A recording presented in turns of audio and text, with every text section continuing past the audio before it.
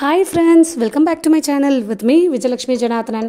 இன்றைக்கி ஒரு snacks recipe தாங்க பார்க்க போகிறோம். என்னென்னு யோசிக்கிறீங்களா? ரிப்பன் பக்கோடா எப்படி செய்யலான்னு பார்க்கலாம்.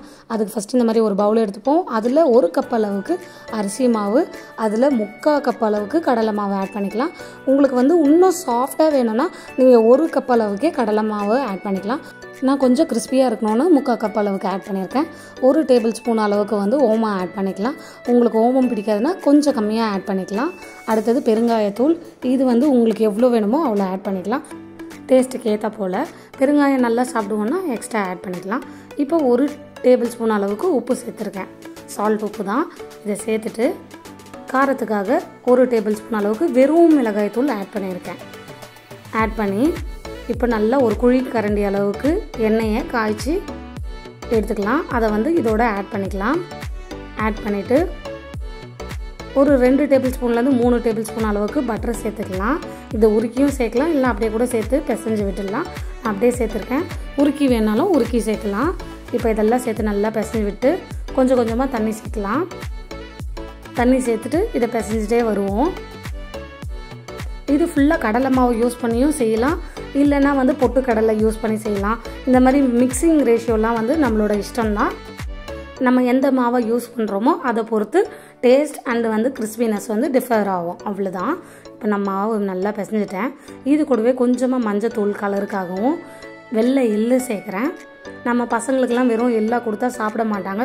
ஸோ அயன் ரிச்சான ஃபுட்டெல்லாம் அவங்களுக்கு தெரியாமல் இன்டேக் கொடுக்கணுன்ட்டு இந்த மாதிரி ஆட் பண்ணிவிட்டு திரும்பவும் ஒரு குழி கரண்டி அளவுக்கு பட்டரை மெல்ட் பண்ணி இப்போ சேர்த்துக்கிறேன்.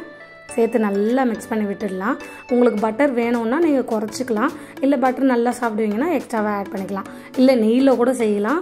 இது எல்லாமே நம்மளோட ஃபேமிலியில் எப்படி சாப்பிடுவாங்களோ அதை பொறுத்து ஆட் பண்ணிக்கலாம். சப்பாத்தி மாவு பதத்துக்கு பிசைஞ்சு ரெடி பண்ணியாச்சு. இப்போ நம்ம அச்சு எடுத்துக்கலாம். இதில் நான் ரிப்பன் அச்சு ஆட் பண்ணியிருக்கேன். நீங்கள் எந்த அச்சு வேணாலும் ஆட் பண்ணிக்கலாம். முறுக்கு அச்சு போட்டோன்னா ரவுண்டாக வரும். அதே போல் சேமியா அச்சு போட்டோன்னா நமக்கு ஓம்பொடி மாதிரி வரும். அதனால் எல்லாமே நம்ம ஆப்ஷன் தான். நான் இங்கே ரிப்பன் பக்கோடான்றதுனால இந்த அச்சு யூஸ் பண்ணிவிட்டு இப்போ இதை சுற்றி நல்லா எண்ணெய் விட்டு இந்த மாதிரி தடவி எடுத்துக்கிறேன். அப்போ தான் மாவு போய் ஒட்டிக்காது. நமக்கு பிழியவும் ஈஸியாக இருக்கும். ரொம்ப ப்ரெஷர் கொடுக்க வேண்டிய அவசியம் இருக்காது. அதனால் எண்ணெய் விட்டுட்டு இப்போது இந்த மாதிரி உருட்டி எடுத்துக்கலாம். உருட்டிட்டு அடியில் இந்த மாதிரி மாவு போட்டு ப்ரெஸ் பண்ணிடலாம். உங்களுக்கு எவ்வளோ மாவு கெப்பாசிட்டி பிடிக்குதோ அவ்வளோ மாவு இந்த மாதிரி கொஞ்சம் கொஞ்சமாக ஆட் பண்ணிகிட்டே வரலாம். இதை ஆட் பண்ணிட்டு வந்ததுக்கப்புறம் ஒரு கடாயை எடுத்துப்போம். அது நல்லா ஹீட் ஆனதும் தேவையான அளவுக்கு எண்ணெய் விட்டுடலாம். எண்ணெய் நல்லா காஞ்சி வரட்டும், அது வரைக்கும் வெயிட் பண்ணுவோம்.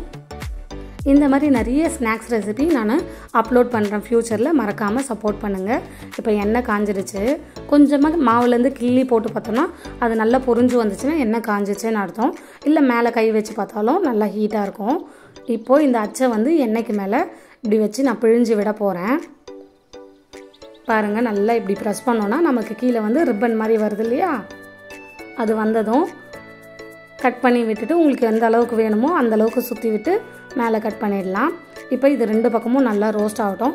இதை டக்கு டக்குன்னு திருப்பி விடாமல் கொஞ்சம் நல்லா ஒரு பக்கம் எண்ணெய் பொரிஞ்சு அடங்கினதும் திரும்ப அடுத்த பக்கம் நல்லா திருப்பி விடலாம். இது நிறைய செவந்தும் போயிடக்கூடாது, செவராமலும் இருக்கக்கூடாது. மீடியமாக ரெடி ஆகணும். ரொம்ப செவந்துருச்சுன்னா கரிஞ்சிடும். இல்லை நம்ம கலர் செவருக்கு முன்னாடியே எடுத்தோம்னா அது வேகாமல் போயிடும். இப்போது நமக்கு எண்ணெய் மேலே பிழிய கஷ்டமாக இருக்கு இல்லையா? அதனால் நான் பிளேட்டில் பிழிஞ்சு வச்சுருக்கேன். ஏன்னா சிலர்லாம் எண்ணெய் மேலே கொட்டிக்கும். அந்த மாதிரி எக்ஸ்பீரியன்ஸ் இல்லாமல் பிழியும் போது நமக்கு கஷ்டமாக இருக்கும்ன்ட்டு நான் பிளேட்டில் பிழிஞ்சு அதை இந்த மாதிரி நம்ம அப்சைட் டவுனாக போட்டாலும் நமக்கு ரிப்பன் பக்கோடா ரெடி ஆகிடும். இல்லைன்னா கரண்டியில் பிழிய முடிஞ்சால் கரண்டிலையும் பிழிஞ்சிக்கலாம்.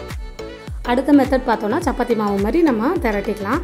அதுக்கு இந்த மாதிரி எண்ணெயை தடவிட்டு எவ்வளோ மாவு வேணுமோ அவ்வளோ வச்சு நார்மலாக சப்பாத்தி திரட்டுற மாதிரியே திரட்டிக்கலாம்.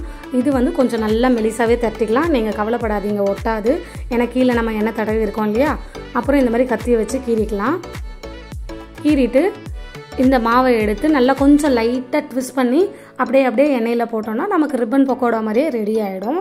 இந்த மெத்தட்லேயும் நமக்கு அச்சு இல்லாதவங்க இதை ட்ரை பண்ணலாம் கண்டிப்பாக. பாருங்கள் எவ்வளோ மெலிசாக இருக்குன்னு. இதை பொரிச்சு எடுத்துட்டேன். பாருங்கள் எவ்வளோ சூப்பரான ஸ்நாக்ஸ் ரெடி ஆகிடுச்சு. பசங்களுக்கு ஸ்கூலில் நமக்கு ஸ்நாக்ஸ் வச்சு தரணும் இல்லையா? எப்போவுமே ஒரே மாதிரி தரத்துக்கு பதில் டிஃப்ரெண்ட்டாக இந்த மாதிரியும் தரலாம். நம்ம கடையிலேருந்து வாங்குறதுக்கு பதில் இந்த மாதிரி கொடுத்தோன்னா கடையில் பாம் ஆயில் யூஸ் பண்ணுவாங்க. நம்ம வீட்டில் நம்ம யூஸ் பண்ணுற ஆயிலில் சமைச்சு கொடுப்போம். தேங்க்யூ ஃபார் வாட்சிங்.